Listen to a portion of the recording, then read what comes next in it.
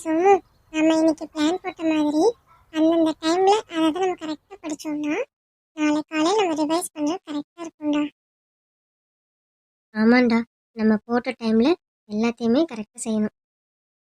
சரி வாடா படிக்க ஆரம்பிக்கலாம். டேய், இப்போ ஒரு பாட்டு கேக்குதே, அது என்ன படம்டா? தெரியலடா. போய் அது என்னன்னு பார்த்துட்டு வந்துடுறேன்டா. அந்த பாட்டு பார்க்கறக்கே செம காமெடியா இருக்கும். படமா இருந்தா என்னடா ஒரு 2 மணி நேரம் தானே, பார்த்துட்டு வந்துடலாம்டா. ஏண்டா படிக்க ஆரம்பிச்சு 1 மணி நேரம் தான் ஆகுது, அதில் நீ 2 மணி நேரம் படம் பார்க்கறதுக்கு ஐடியா பண்றியா? நாளைக்கு லீவு தானடா. நான் வரல, நீ போய் பார்க்கறனா பாரு. ஆனா இப்ப நீ படிச்சினாதான் நாளைக்கு எக்ஸாம் நல்லா எழுத முடியும், ஞாபகம் வச்சுக்கோ. சரிடா, அதெல்லாம் நான் பார்த்துக்கிறேன்டா. என்னமோ பண்ணு. இவன் திருந்த மாட்டான். நம்ம வேலையை பார்ப்போம். ஓகே, இதெல்லாம் படிச்சாச்சு. நாளை காலை இதெல்லாம் ஒரு டைம் ரிவைஸ் பண்ணிட்டு அந்த கொஞ்சம் கஷ்டமா இருக்கிறதெல்லாம் படிக்க ஆரம்பிச்சிடலாம். அப்போ நாளைக்கு காலையில ரிவைஸ் பண்றதுக்கு கரெக்டா இருக்கும். எங்க படம் பார்க்க போனோம்னா ஆளையே காணோம், சாயங்காலமே ஆயிடுச்சு. டேய், என்னடா படிச்சிட்டியா நீ?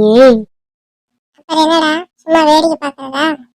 பிளான் போட்ட பிரகாரம் எல்லாத்தையும் படிச்சுட்டேன். நீ என்ன இவ்வளோ லேட்டு? 2 மணி நேரத்தை திரும்பி வரேன், ஆளையே காணோம். இல்லடா, எங்க அத்தை பசங்களாம் வந்திருந்தாங்களா, அப்படியே கொஞ்ச நேரம் விளையாண்டுட்டு வந்தேன்டா.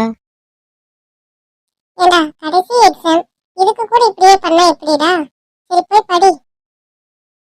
சரிடா, நான் நாளைக்கு வீட்லயே படிச்சுக்கிறேன். சரி ஓகே. ஏன்டா சோமு இப்படி அழுதுட்டு இருக்க? டேய், எக்ஸாமுக்கு நான் ஒன்றுமே படிக்கலடா. ஏன்டா, நீ தான் வீட்டில் படிக்கிறேன் இல்லை நேற்று, அப்புறம் என்ன பண்ண? புக்கை எடுத்து வச்சேன்டா. எங்கள் அத்தை பசங்களாம் விளையாடிட்டு இருந்தாங்களா, கொஞ்ச நேரம் வேடிக்கை பார்த்தேன். அப்புறம் படிச்சுக்கலாம் அப்படின்னு சாயங்காலம் ஆயிடுச்சுடா. சாயங்காலம் தான்டா எடுத்து படித்தேன். நீ படித்து முடிச்சிட்டியாடா ராமு? நான் நம்ம பிளான் போட்ட மாதிரியே எல்லாம் கவர் பண்ணிட்டேன். என்னால் நல்லா எழுத முடியுங்கிற நம்பிக்கை எனக்கு இருக்குதுடா. எனக்கு என் மேல அப்படி ஒரு நம்பிக்கையே இல்லடா. இப்போ அழுது என்னடா சோமு பண்ணுறது? நான் தான் உன்ட்ட அப்போவே சொன்னேன்ல, கடைசி எக்ஸாமு பண்ணாத, ஒழுங்கா உட்காந்து படின்னு. அப்போ எல்லாம் படிச்சிடலான்னு ஒரு நம்பிக்கை இருந்ததுடா. உன்கிட்ட ஒரு சுய கட்டுப்பாடு இல்லை. முதல்ல அழுகையை நிறுத்து, நார்மலாக. எக்ஸாம் நல்லா எழுதணும்னா முதல்ல அழுகையை நிறுத்து. ஏண்டா ஏதாவது இம்பார்ட்டன்ட் கொஸ்டின் தெரிஞ்சிருச்சா உனக்கு?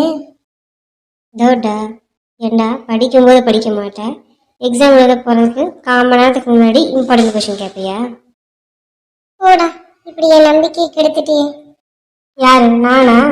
ஏண்டா அப்படியே நான் இம்பார்ட்டன்ட் கொஸ்டின் சொன்னாலும் உன்னால் இப்போ படிக்க முடியுமா? ஏதாவது யோசிச்சு பேசுடா சோனு. சும்மாலாம் நம்ம மேலே நமக்கு நம்பிக்கை வந்துடாது. நம்ம அதுக்காக வேலை செய்கிறோம். கொஞ்சமாவது நமக்குள்ள ஒரு சுய கட்டுப்பாடு வேணும்.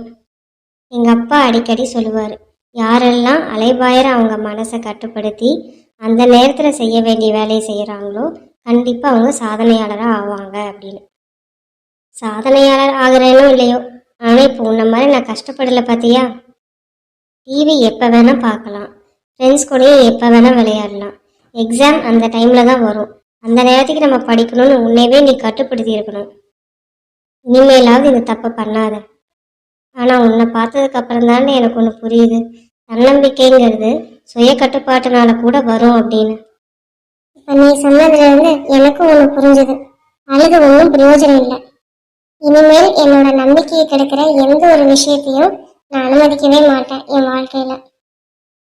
இன்னைக்கு நான் எவ்வளோ படிச்சிருக்கணும், அதை வச்சு என்னால் முடிஞ்ச அளவுக்கு நான் நல்லா எழுதுவேன். சரியா சொன்னேன். சரி வா, நம்ம கிளாஸுக்கு போகலாம், டைம் ஆயிடும்.